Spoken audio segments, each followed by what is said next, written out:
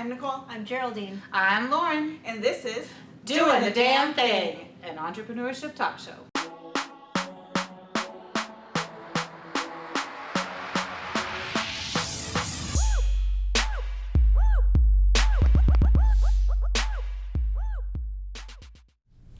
Hi, I'm Carmen Milagro. I am a CBD educator. I'm the founder of Doin Skincare.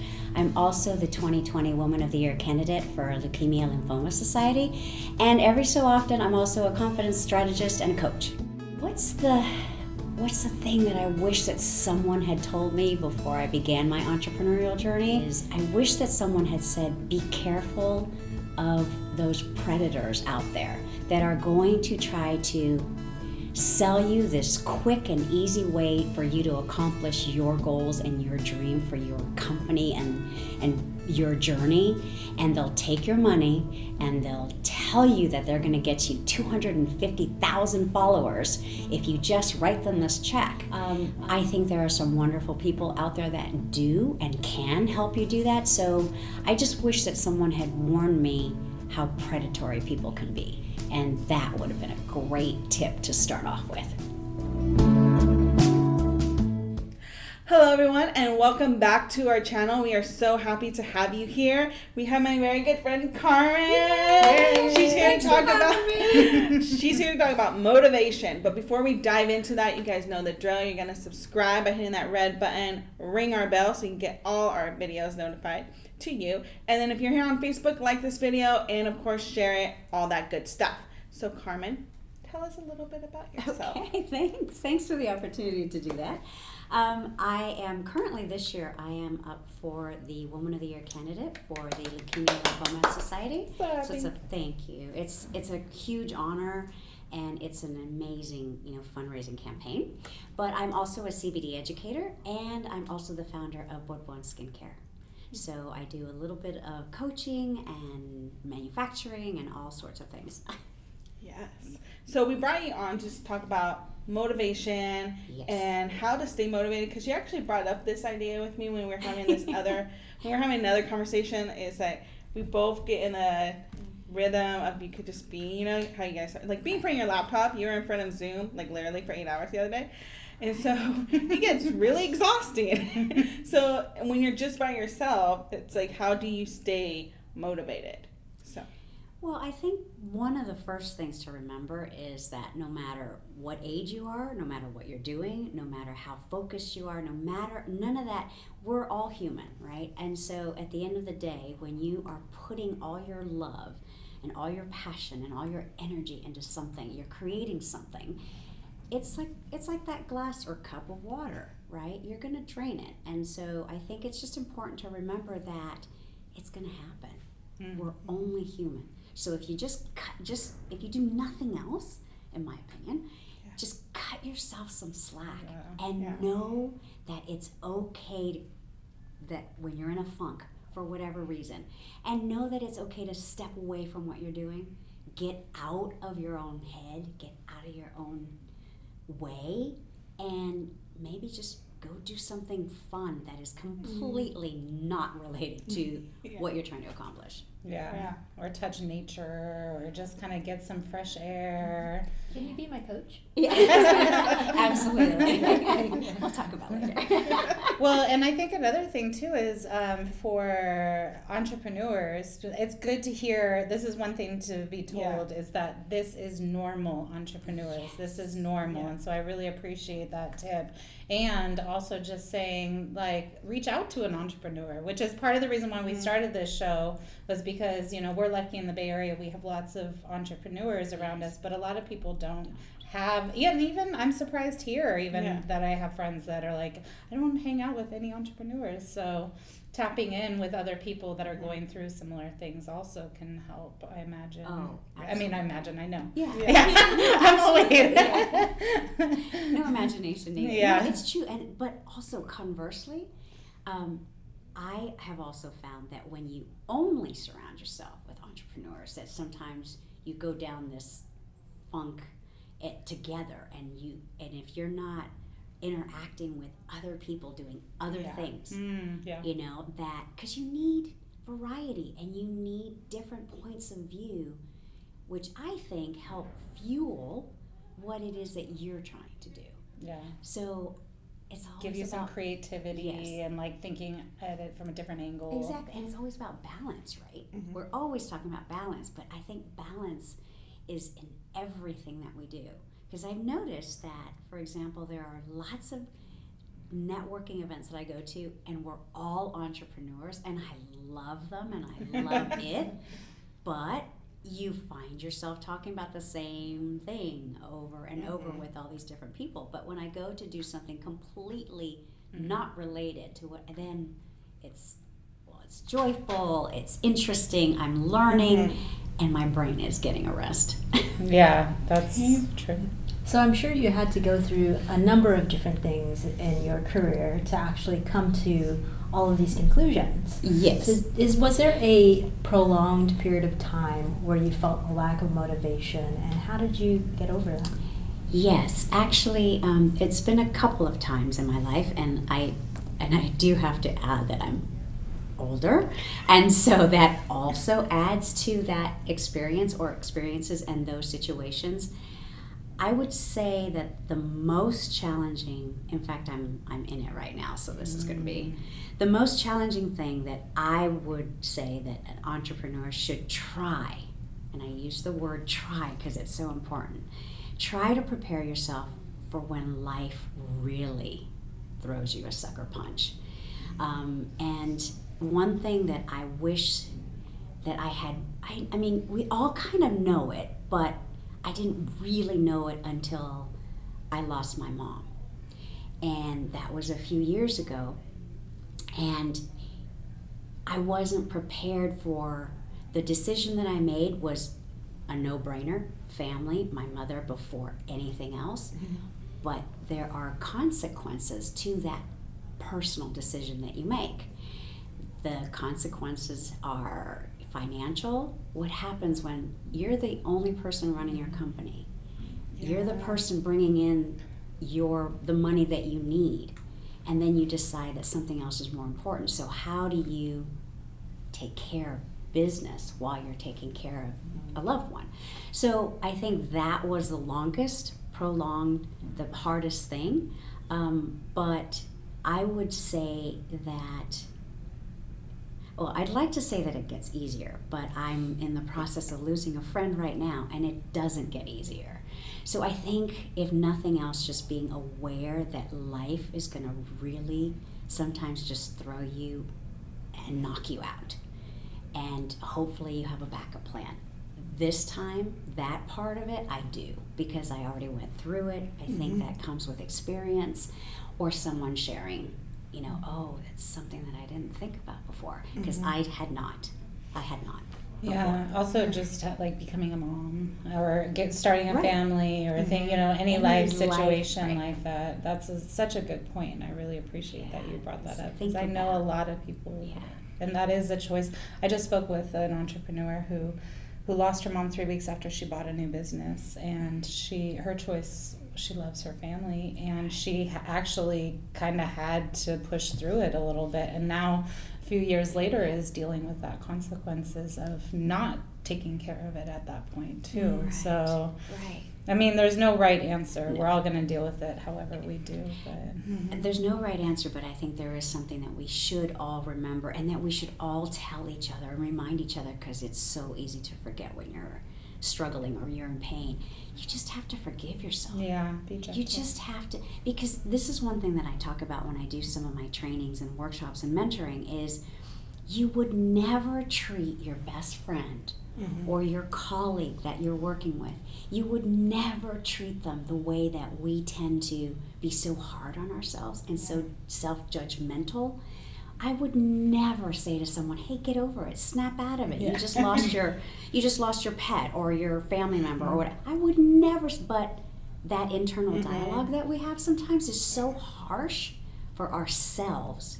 So I would really try to, hopefully, if nothing else, if you don't hear anything else I say, is just remember to be kind and forgive yourself, like all throughout your entrepreneurial journey and in life in general. Yeah. We all make mistakes. Yeah, it's not that serious usually. You're right. I mean, honestly, usually, when I'm like, having IT problems and I just want to take my computer and just, it's just not that serious. It really isn't compared to other situations.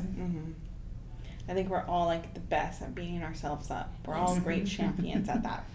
That being role. the meanest to ourselves. Yeah, and we shouldn't be. No, we shouldn't be. So our tribe, I think that when we connect with other entrepreneurs or whoever your tribe is, I think that's really important, is because they're the ones that are going to be kinder to you than you're going to be kinder to. Well, that's all speaking into just mindset as an entrepreneur too. Like that's so. I think motivation is part of mindset, Yes, right?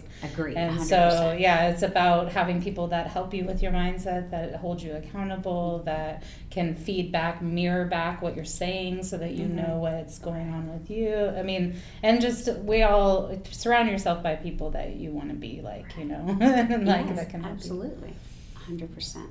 And I would add to that though too, because I would add that one of the easiest hard things to do for ourselves is to be aware and mindful of our own mindset, because we may not be able to control anything else around us, but that we do have control over. So it's a weird sentence to say the easiest hard thing to do.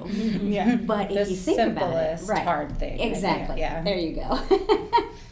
A lot of people just aren't in touch with their emotions in general, and even in that you don't hear what you're saying to yourself and stuff. But so it's helpful to maybe explain what motivation looks and feels like. So, do you have physical sensations or any kind of emotional hints to yourself that you're like, wow, I'm lacking motivation right now? Yes.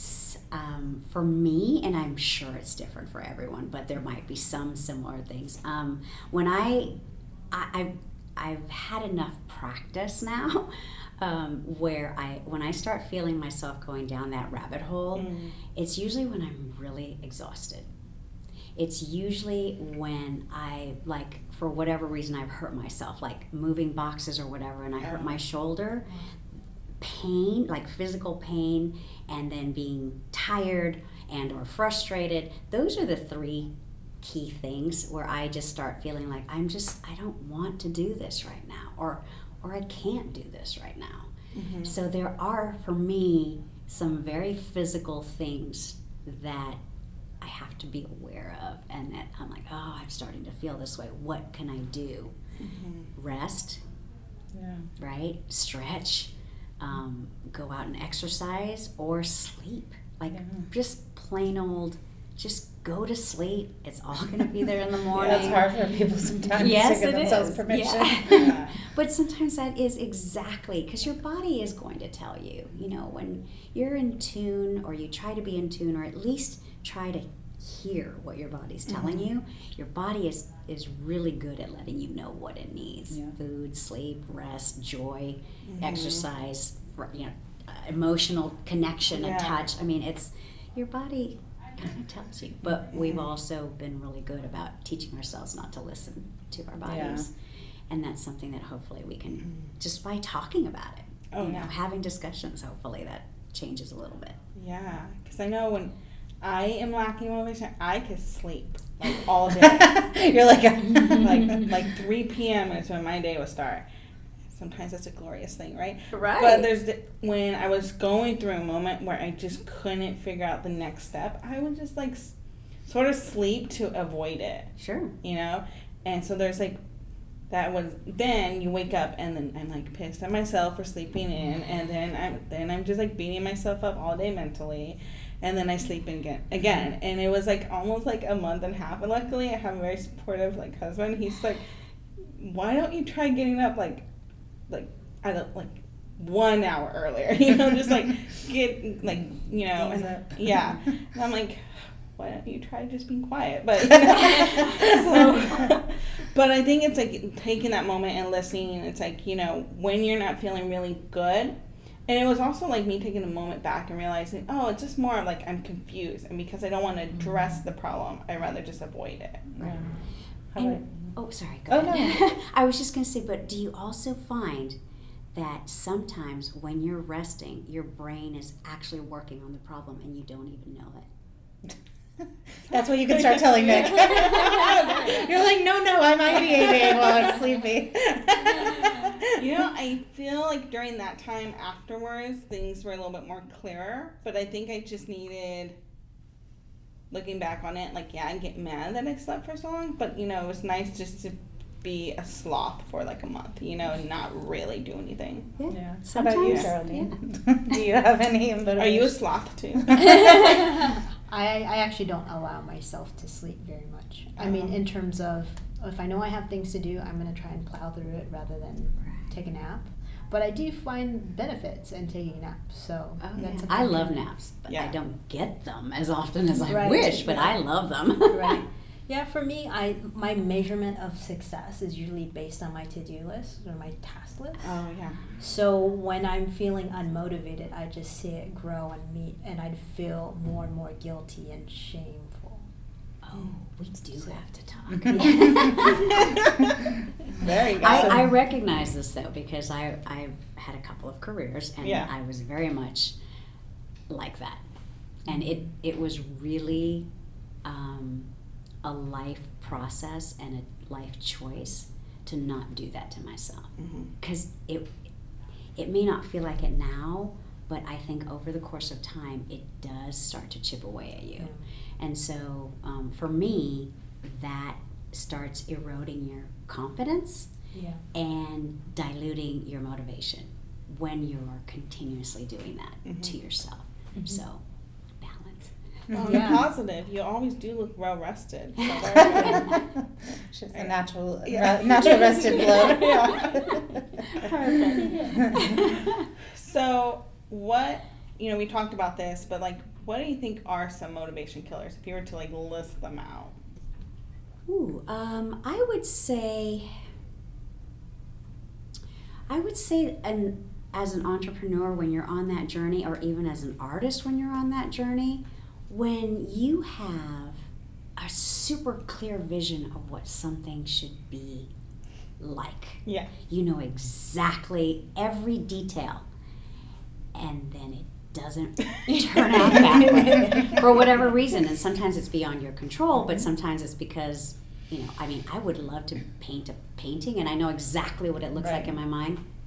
That is never going to happen because I don't have that skill set. Right. But I think that sometimes we can, because our expectation level for perfection is so high, and I think that's something that's pretty common for a lot of entrepreneurs, and when you don't reach that pinnacle, it could be really devastating, and it could really start to erode your ability to get moving or to pivot. That's one of my favorite words, is just pivot. When something's not going right, just pivot, and it's okay, right? Because motivation, I think, for me, stems from something that I really, really believe in, that you've got to know, so that when you are feeling less motivated, that you can always go to this this reserve. And what that is for me is, you should know who you are as a human being, you should know who you are as an entrepreneur, and you should know why you're doing what you're doing, so that you can always come back to that and fuel your motivation when there's ebbs and flows, and sometimes. I would add to that you should know who you want to work with, because a huge motivation killer for me is working with people that I don't jive with. I may even like them, but if our work style isn't the same or compatible, and or if the project isn't something that I'm interested in. I've learned that, we've learned that over the last 9 years, that if we take a project that we're not really passionate or don't see the magic in, it always takes longer. There's always more issues with communication. There's always and you're less motivated. And it kills a lot of other things.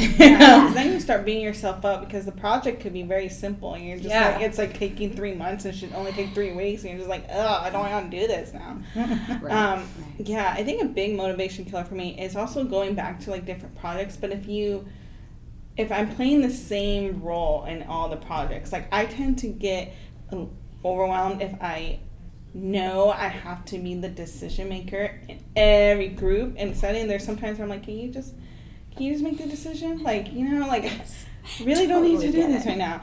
And so there's like some people that I would love to work with, but they're very much like me, where they're idea people, and I will have to pull the trigger all the time. And I'm like, oh, that's gonna be that's annoying. not gonna work. Yeah, it's gonna be so annoying. I'm like, maybe we should bring someone else on who maybe isn't an idea person and just can pull the trigger. Is a doer, not a thinker. thinker. Yeah. So it's not just on me, but that's where, you know, there's been times where I feel overwhelmed, and I'm like, well, everything I'm doing I like, but I'm like, you know, it's because it's like I have to be the leader in all of them. And it gets very like, oh, now I don't want to do it. Now I want to go back to bed and watch Netflix. To ideate. Yeah.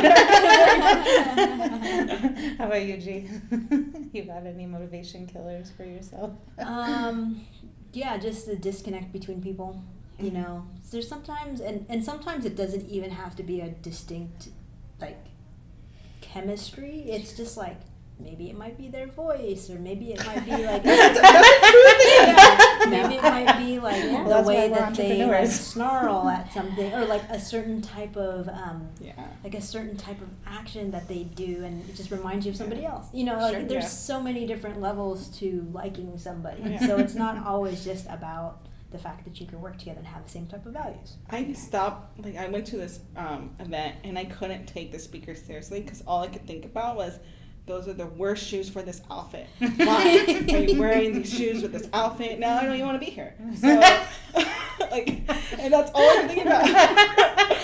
I like shoes. Oh, you like my shoes. So let's talk about motivation and sales. So speaking to what you're saying, you know, have you ever been to a seminar or workshop? And of course, they always have an upsell. They're trying to sell you something, and then you're like assessing how the person's dressed. Like, do I believe them? Look at this outfit they're wearing. They're like selling this $50,000 product, and they're wearing that. You know, like, you know, you're like, we've turned so Like, catty. I'm like, damn, we became a gossip show right here. But it's like, there's some truth to that. It's like, if you're gonna sell something that's $50,000, you need to look like $50,000, right? I guess that's another episode we could do. I know. It's funny. It is. But going back to like working with people too, is one of my favorite lines is, you can't be everyone's cup of tea. Yeah. And I love that because, like, let's be honest, you're not going to be everyone's cup of tea, and other people aren't going to be your cup of tea. And that doesn't mean, I remember talking to my sister when she was like in 3rd, 4th grade. She's like 23 now. And she was so upset that her 4th grade friends, or like her 3rd grade friends weren't friends with her in 4th grade anymore. I'm like, honey, this is going to happen when you're in 5th grade and 6th grade. And I felt bad because I was in my 20s. I'm like, you're crying over this, really? But I'm like, but I wanted her to learn. I'm like, they're not bad kids. You're not a bad kid. You guys are just not going to be friends right now. You might be friends in middle school, high school, but just not right now. And that's okay. So, because I think we also grow up thinking that if something's going wrong, one of the persons is bad people. You know, like someone's in the wrong. Sure, and I think that just translates to when you're working with clients. Yeah. Be real with yourself. Sometimes like sometimes you just don't like the client, and you shouldn't take the job. Yeah. Yep. Trust your instincts. It's better for everyone. So, what are some tips to keep up your motivation?